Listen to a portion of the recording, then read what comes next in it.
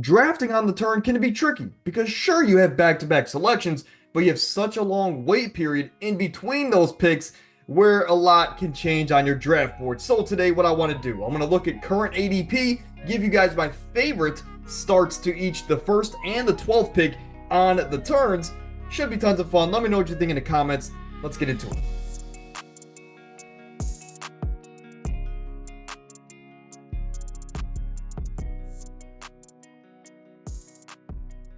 Starting off here with the first overall pick, and I'm going to keep it simple. Whether if it's standard, half, or full PPR, I think the first overall pick is Christian McCaffrey.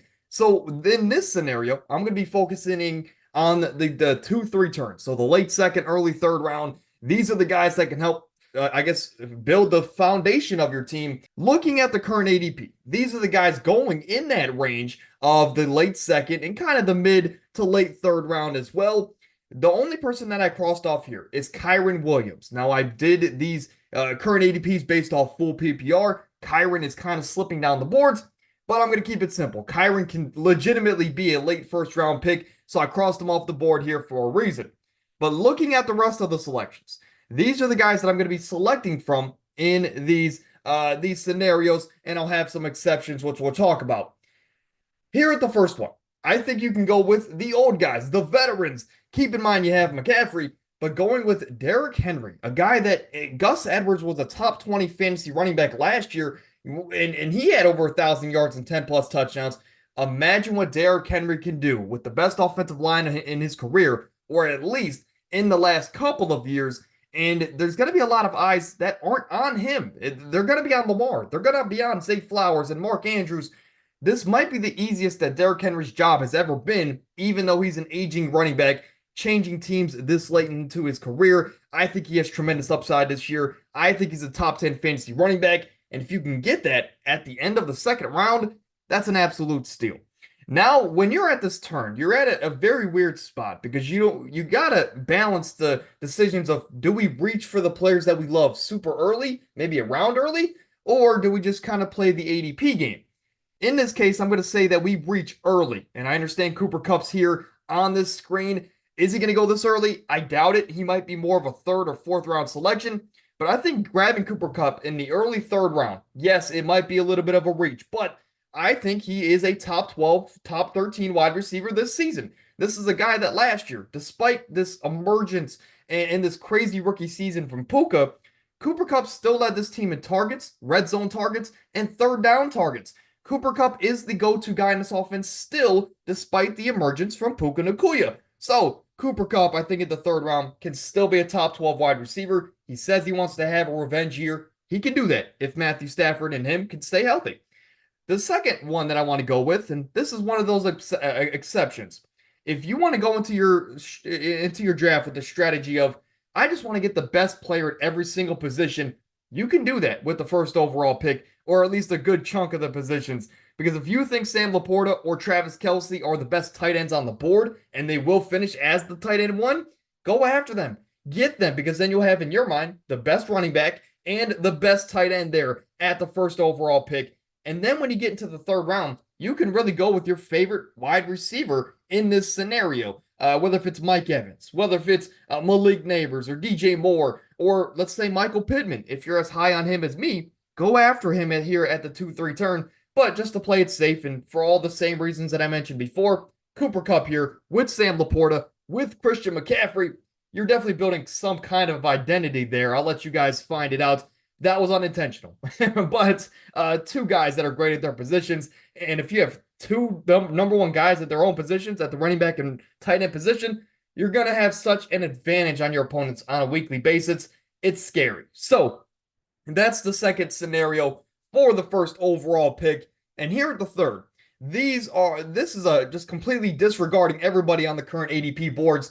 And if you just want to go, I want the best player at every position, grab Josh Allen at the 2-3 turn. Turn around and grab either Laporta or Travis Kelce. And then you have three of the number one players in your eyes at different positions. But again, here is how your lineups would hypothetically look if you had the first pick and took Christian McCaffrey. I'll give you guys a second to look there. Now let's move over to the 12th overall selection, the opposite side.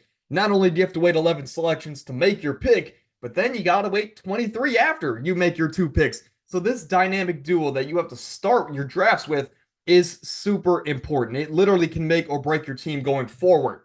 But what I want to do, I want to look at the most drafted players at these spots, and you see two names crossed out here in your bottom right. That is Marvin Harrison.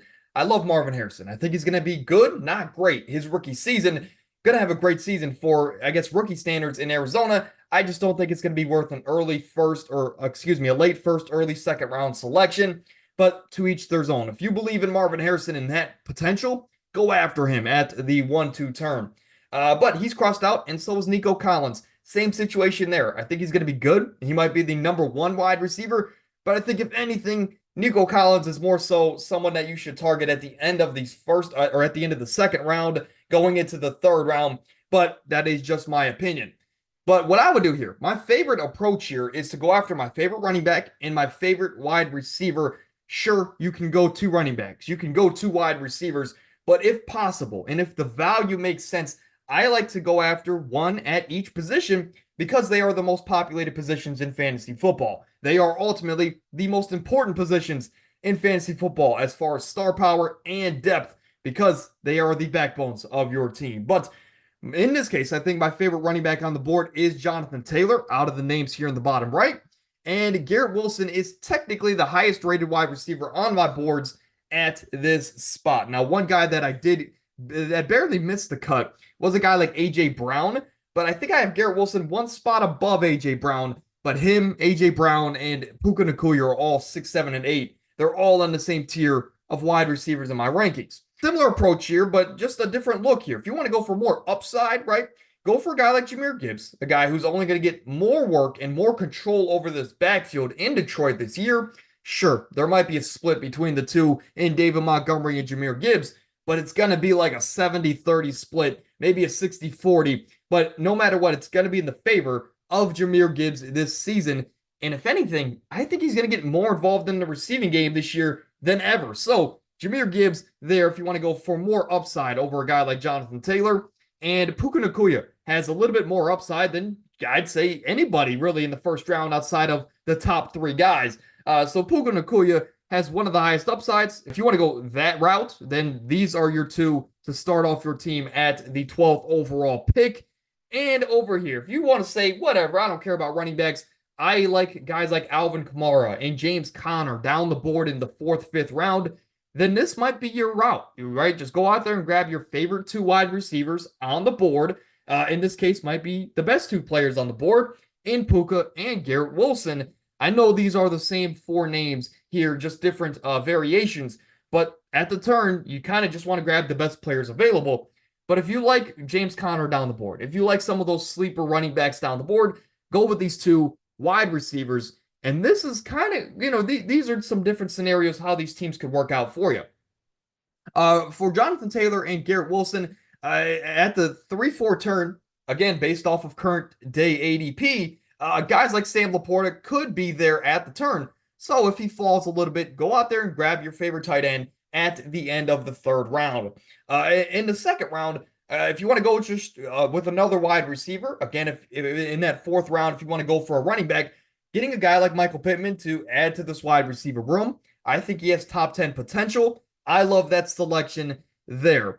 And then in this 3rd scenario where you went strictly wide receiver heavy, you got to go after a running back at this point. And if Pacheco falls to the end of the 3rd round, you just run to the draft board. Run and hit draft on that man in Kansas City because he's the heartbeat of that offense outside of Patrick Mahomes. And he was the workhorse last year. I can't see why he won't be yet again. But that's going to be it. Quicker video today, but it just gives you a couple of different scenarios and I guess views on how your team could turn out at the 1st and 12th overall selection. That's going to do it. If you enjoyed, drop a like, subscribe to the channel. See you guys on Wednesday.